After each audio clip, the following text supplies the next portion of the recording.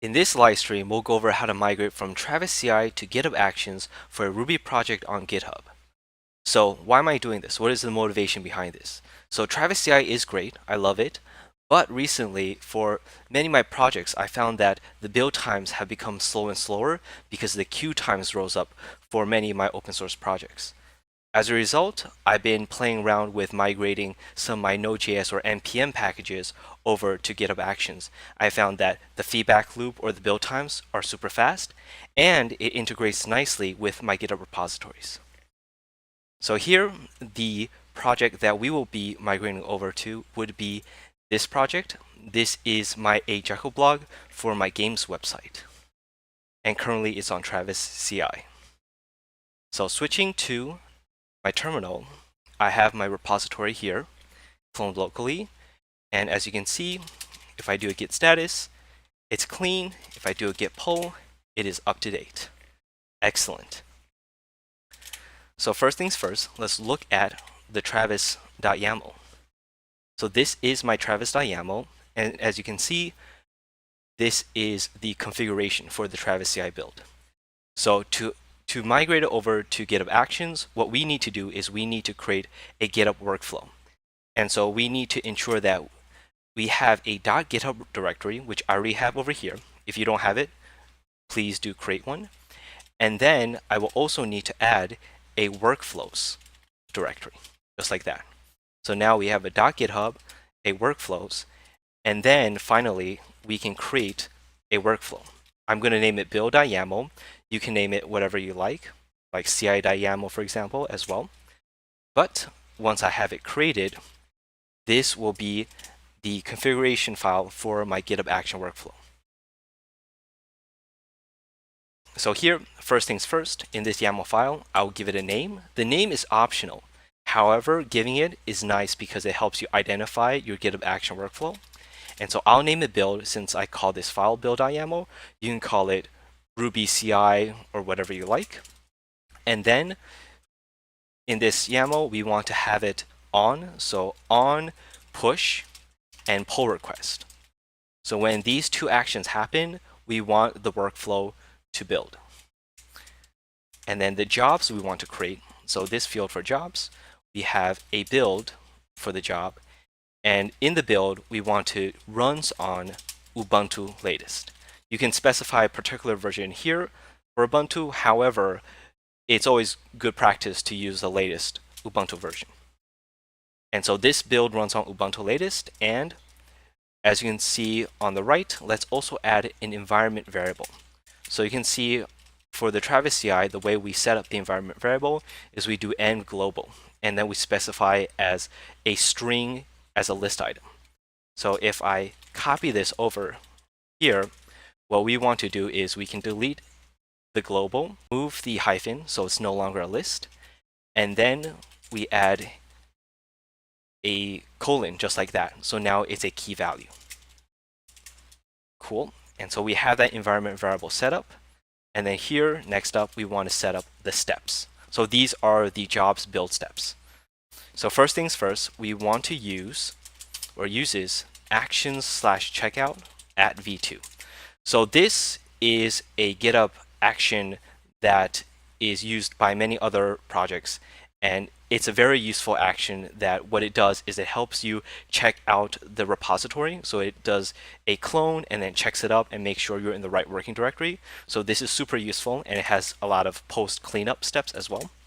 And so if you want to check out, do a shallow checkout or full checkout, you can use this here.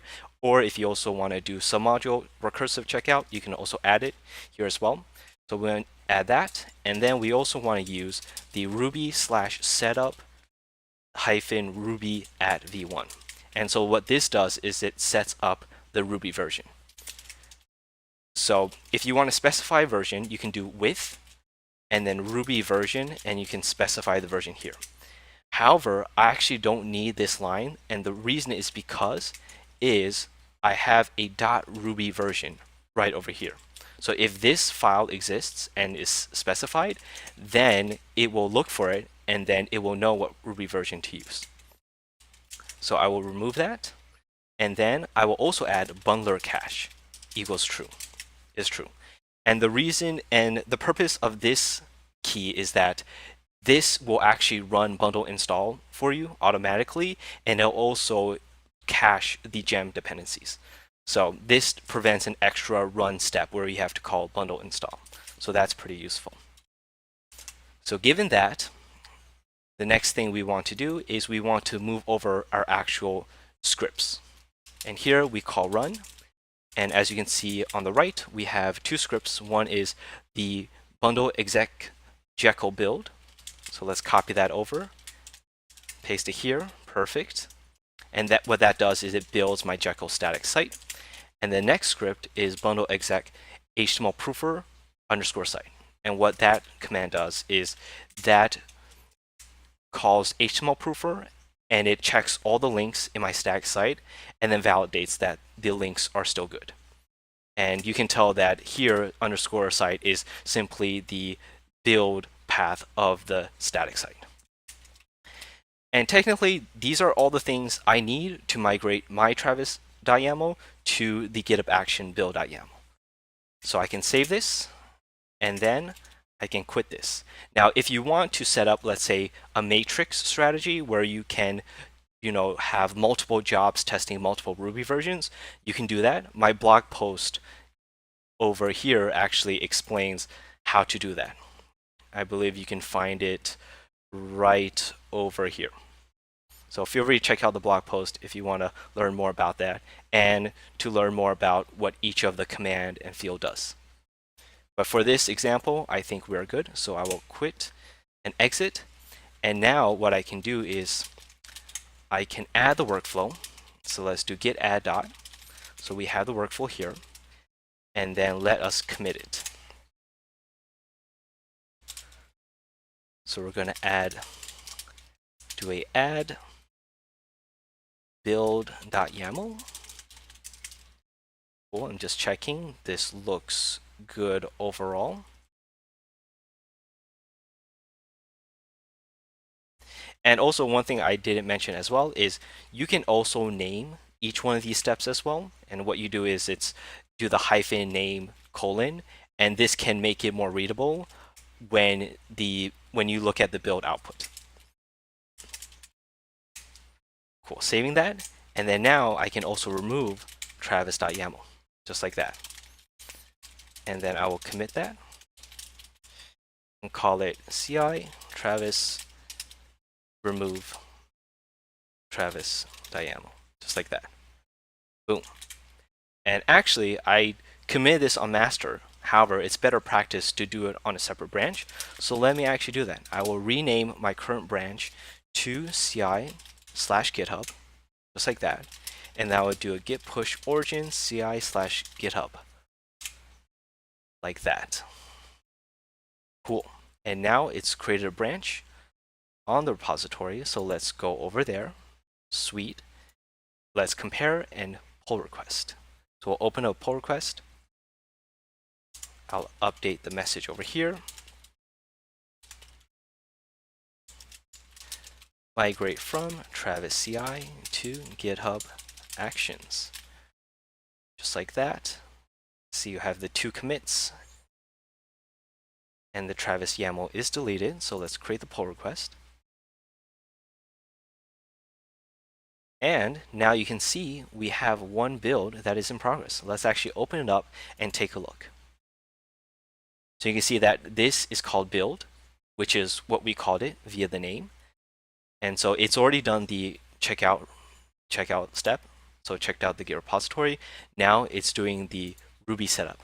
So it's installing Ruby and also installing Bundler as well. So that's in progress. And then so like back to what I said, if you were to set up the names for it, then it would replace these commands with the name. And the name, of course, is optional. To build the site, ran HTML proofer, and the checkout is done. It's actually complete job. So look at this. This one's successful, and this one's just starting. So while we're over here, let's actually quickly look at our GitHub Actions. One thing that we should also do is we should update the Readmes badge. And so here we have the Travis CI build status badge. We should update that with the GitHub Action one. And so if you go to Actions and then under Workflows, look for your build, click on it, and you click on the 3 dots over here and click Create Status Badge. You can actually copy the markdown over here, and then this is the default branch, so that's master for me. And then you can simply paste it over here just like that, and we can update the README badge as well. So we have that here, so let's do git add and then git commit. Let's add our commit message. Replace Travis CI badge with GitHub Actions badge. Excellent. And let's push that. I didn't set the upstream, which is why it's complaining. That's okay. I will just specify it like that. Perfect.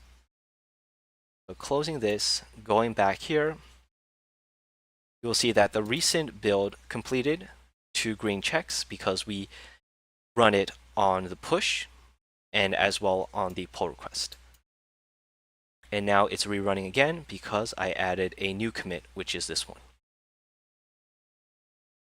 And you can see it both passed really quickly. Let me just refresh the page just to make sure. This is nice when you have things cached. The build time is super fast and it's green. So at this point, all we have to do is merge the pull request. Of course, I'm kind of the main reviewer, so I am implicitly approving it. Of course, if you're working with other people, you always want other people to review and approve. So I'm going to merge it, confirm merge, and let's delete that branch. And we're done. At this point, it's on master, so it's running the build on master. The badge will update, and that's it. That's as simple it is to migrate from Travis CI to GitHub Actions for a Ruby Jekyll project in this live stream. Thanks for joining. I will catch you in the next live stream. Take care.